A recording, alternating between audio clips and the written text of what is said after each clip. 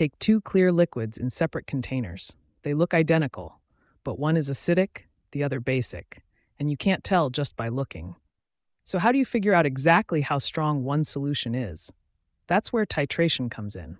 Let's go a little deeper.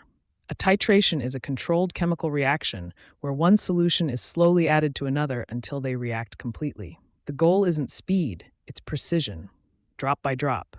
As one solution is added, it reacts with the other in a fixed ratio.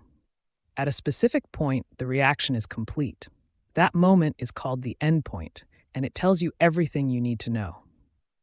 But wait, here's the twist.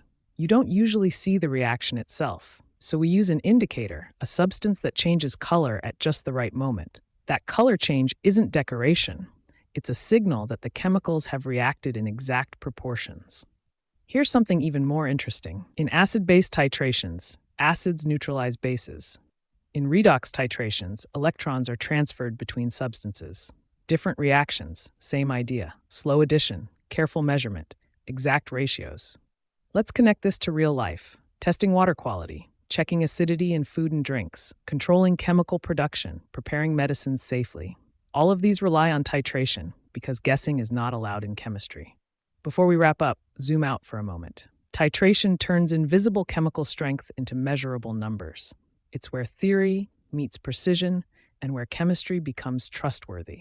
And that leads to the next question. If reactions can be measured so precisely, how does energy change during those reactions? When is energy released and when is it absorbed? That's exactly where we go next.